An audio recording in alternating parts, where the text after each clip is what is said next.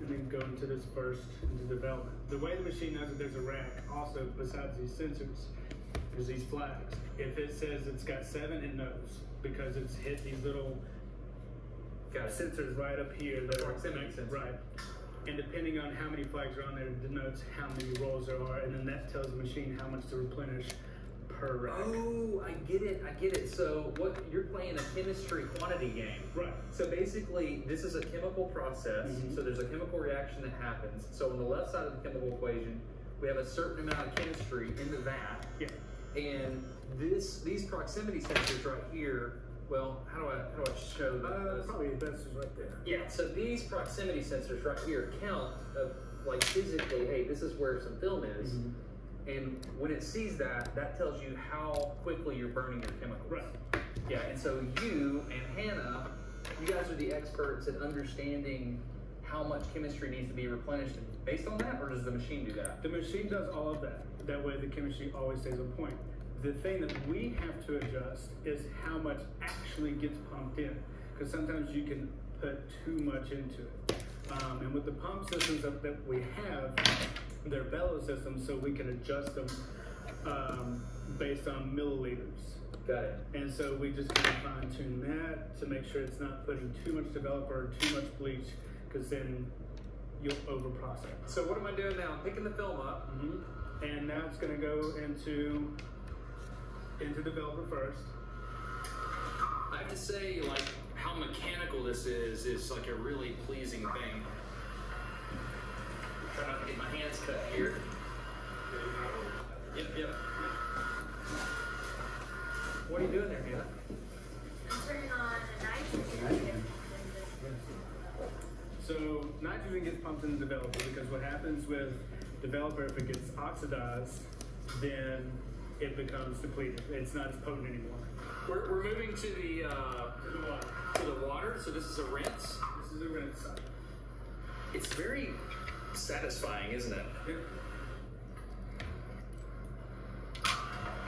We're going to take just a second to figure out this cam mechanism. So I got to figure it out. Hold on. So the whole rails come up. So this thing comes up, and then how is it indexing? There's some way that it is indexing. Okay, I got to look at it here. Oh, the slots are offset. Okay, so as this goes down, it moves it over. Am I right? Correct. All right, so as it goes down, because the sawtooth is offset, it's like a pawl and ratchet, and it only moves one way. Correct. Right. So if you'll watch, like the next time it picks up, you'll see this arm shift forward as it comes up. Okay, so it's moving over, and it's coming down, and then as it gets here, it's going to move. After it drops it, it's going to move backwards. And it moves back. So where did these machines come from? Because this is old tech. Denmark. Yeah. Denmark? Yeah, they're made in Denmark. That's like their origin. So you got on a plane and you went to Denmark and you got them? No, I went to eBay and then, no. So, well, actually I did. I found these on eBay because they're really hard to find. These are like the Rolls Royce of these types of machines. So I found one on eBay, called the guy, he only had 2, and he's like, I have more stuff that I can sell you, but other labs already kind of claimed it. So these could be yours, and they're very, very expensive, and we had him fly here. He had a truck he drove from, he was in Oregon, but he's originally from Denmark. He's like, my great granddad helped start this company. I know all about these machines. And then he passed away. But before he passed away, I had to be a detective, and I scoured the internet and called every lab I possibly could, and was like, who works on recruiting this door? I found a guy named Bob, really cool dude. He flew here and he moved these machines from across the street to here, and he knew everything about them, and he told us everything about it. So if I have any problems, I text Bob, hey man, got a fuse out, what do I do? Here's the fuse, find them on wherever Amazon, and you're good. This is a lot of chemistry here. Yeah, so What am I looking at? this is all color chemistry. Okay. And then this is the black and white chemistry that we have as well. And each one has its own parts. So developer has 3 parts, bleach has 2 parts, fix has 1 part. So what is this? This is bleach. Bleach. Okay. It's interesting, the bleach is dark. What is this? Part A of bleach. Okay. And part B of bleach. Okay, got it. What do we have here? All three of those are for development, for color development. Are these modern chemicals? Like Kodak is still manufacturing these? Still manufacturing. Okay, so we're gonna exit the room, cut the lights off. Wait about 15 minutes because fluorescent lights take 15 minutes to cool down. What? Mm-hmm. Really? Yeah. Wait 15 minutes and then you can process this film? Just because of the fluorescent lights. We also have night vision goggles. What? Yeah. You get night vision? Can I follow? They're from Toys R Us. Are they really? No way! I'm going with Hannah to find the night vision. Night vision goggles? What are you? You literally have night vision goggles? Yeah. They're pretty neat. So, Do you use them? yeah.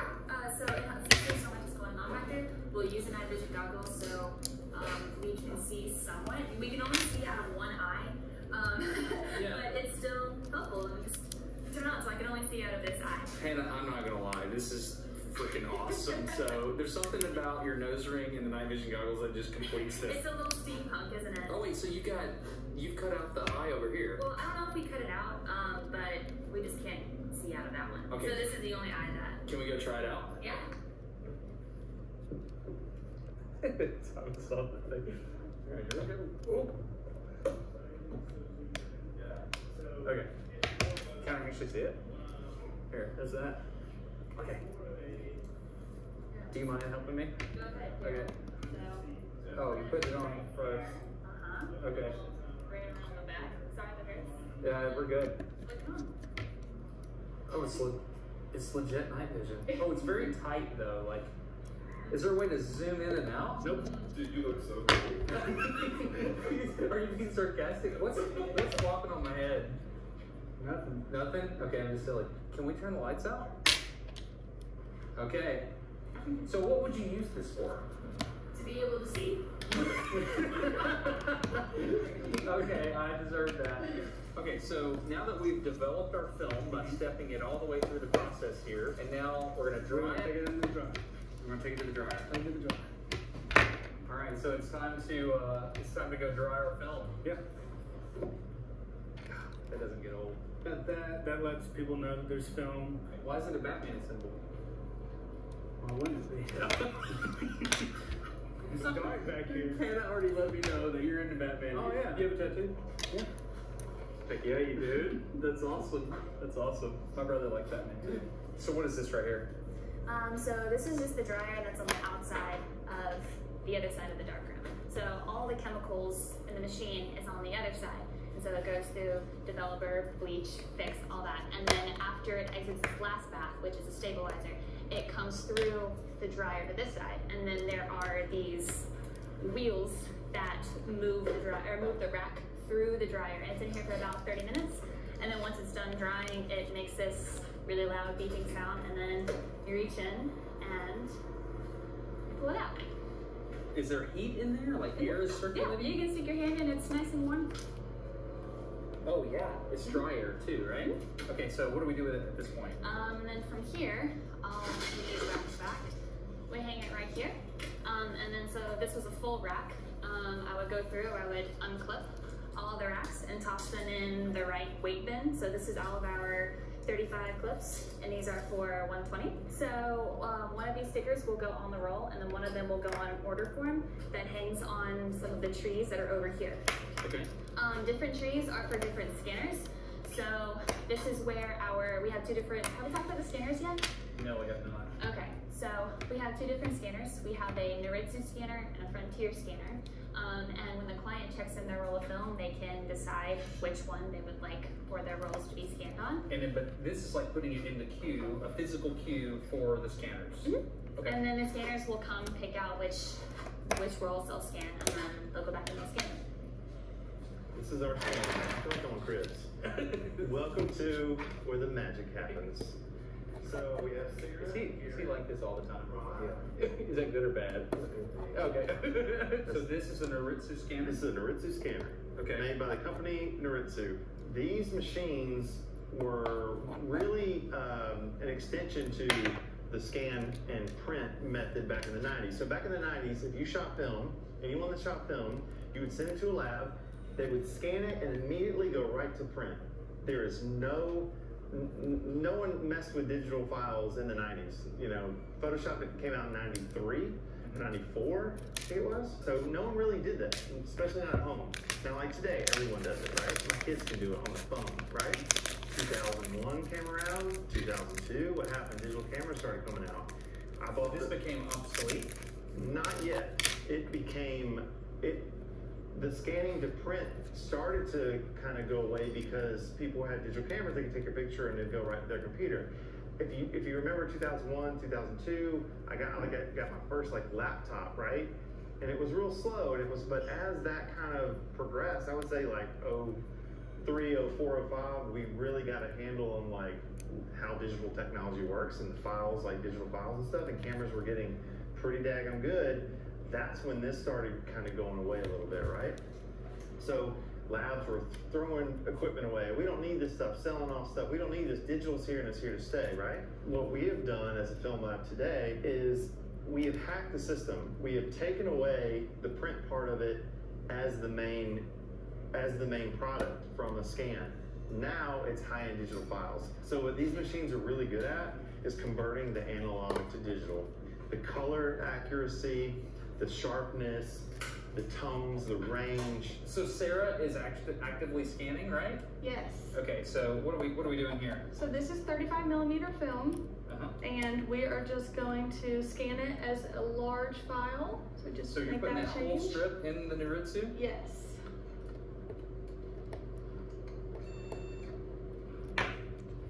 So people that shoot film are just drooling right now, right? Because this is a big deal. And then it'll pop up here for color corrections. Got it. And we'll blur out people's images here because you guys don't show people's copyright stuff. But this is actually Rod's, so this he is gives yours, Rod? permission. Yeah. All right. Sweet. So we can show what's going on. Yes. So because of the green and pink colors, they kind of fight with each other in the scanner, so we have to make some color changes to these. Oh wait. So you're helping. Yes. Wow. Yeah. So we can correct just to make sure that it's true to life, even, balanced colors. Sometimes, for instance, if the scanner sees lots of pink in this image, it'll make the image more green to kind of compensate. So. Oh, so this scanner is making decisions right now. Yes. As it's scanning this film, oh look at that, it's coming straight out there. So when people send film to the lab, there is a human that will see it, and I'm assuming you don't share this with anyone? Absolutely, it's completely confidential. You know, we all sign something when we join the team, not to share anything. So one of our artists, Ryan Muirhead, who's a really good friend of ours, was saying how he's an amazing artist, and he's like, it's really strange to me that you guys see all of my artwork literally days before I see any of it. So Sarah, do you feel like that's a lot of responsibility here? It is for sure. Okay. It's kind of like an honor also to be the first one to see someone's images for the first time. Right. It's really cool. Okay, Rod, what are you doing, man? Right now I'm collecting untouched photos. Put them in their folder and I send them off to the clients through email. So you're using Lightroom to export everything? Yes, sir. And so right now you're sending out files that have no correction on them. Yes, sir. So what do you shoot with? I shoot with film. Yes, sir. I shoot with a Canon AE-1, and that was it was a gift to me, and I never knew how to use it. So I started working here, and I know how to use it now. Yeah. Kind of proud of myself. Yeah. That stuff over there, those photos that you took on the tennis court, that was with your Canon? That was my first actually real shoot with the Canon. Really? Yeah. So with the film, I actually love it because now I do not have to really edit at all. I just take it off and post. That's great. It has a feel to it. So one thing I want to note here, Rod was sending uncorrected photos back to the clients, but when you send your film in via the website, which is indiefilmlab.com, they have a lot of options you can choose from. Many professional photographers choose to work directly with Indie to apply certain customized corrections to each photo. In the film world, there's two types of scanners. There's an Naritsu, which is early 2000s technology, and then we have 90s technology, which is the Fuji Frontier SP3000. That's what this is. And this thing looks crazy old. Oh yeah, this is old Windows software. We're running NT or something. Yeah, it's like XP or NT or something like that, yeah. Okay. What's different between these and the other ones is everything is included in this big this whole machine here. The computer's in the back, everything's all hooked up in this one big tabletop situation, whereas the Naritsu was literally on a different table and it connected through a computer. This is all one unit, and these are tanks. We dropped one of these and it's completely fine. These things are insane. They're like, I promise you, you won't find a sturdier machine than this. They built these really well. What is so good about the Frontier processor? Like, why would I do this over the Naritsu? So one thing that this thing does really, really well is it has amazing colors. So I've got a question over here. So what's your name? I'm Maddie. So Maddie, what are you doing here? Okay, so I'm working on an order right now. Oh, you can actually see it. Yes. So you're actually previewing the film. Yes, you line it up, hit enter. What? This is what it looks like before, and then I normally just tweak the colors a little bit. This feels like tuning an engine by hand. It feels like a really old process. It's a dinosaur, but he's good. Anna, right? Anna, yes. I mean, so a lot of wedding photographers, you're processing those type of photos. Yes, yes. A lot of wedding photographers do like the Frontier look. I mean, Fujifilm shooters, Kodak shooters, it doesn't matter. They just, I guess I don't know, I feel like the light and airy look looks great on the Frontier for what they're trying to achieve, and the greens and the blues and everything is so beautiful. That's awesome. Thank you very much. Yeah, you're welcome. So if the colors of a photograph contribute to the feels, and the colors are determined by the chemistry, how does the lab know if they're doing it right? Josh showed me this email, which was a really big deal. It's from Fuji saying they had some of the best colors last quarter of all the labs they tested. How on earth do you test colors? Turns out film manufacturers create what's called control strips, and then a lab can process them and then send them back to the manufacturer to be tested. Look at all this data that can be quantified from those test strips. This is fascinating because to me, color feels very subjective, but the process is actually very technical and you're able to quantify it. Jenny over here, Jenny from the block, is taking all the film once it's scanned and once everything is done with it and the client already has the order. We hold it for just a minute in case there needs to be a rescan or something else done to it. And then she sleeves it into a protective coating sleeving, and she'll pack it in a box and she will ship it right out to the client. How many rolls are you processing every day, Jenny? Too many to count. Is it really? Too many, yeah. There's too many. So this is legit. This film is going to a specific person, in this case, Chicago, in this case, Ohio, in this case, Denver. So this is, you know, it's made to work in the US mostly, but you also provide services all over the world. That's incredible. That's awesome. So while I've been on the tour, Indy's been developing my roll of film. So let's go catch up with it. I don't remember what's on here. So what are you doing?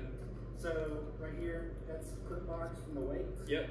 So the Naritsu doesn't like that very much. It's dust cloth, make sure there's no dust on it. Oh wow, you're being far more aggressive with that than I anticipated. So we'll put it in. I kid you not, I'm sitting here watching Garrett scan files. I'm doing a review of this draft of the video, and then all of a sudden, boom, I get the email. This is my favorite thing about scans when they come from Indy. It says, scan day is the best day. And I can see from this cover photo that this is from when I went to New Orleans. So every time I get my scans back, it is a very, very different feeling because you spend so much time literally taking a photo with film, and when you take that shot, you're like, man, did it work?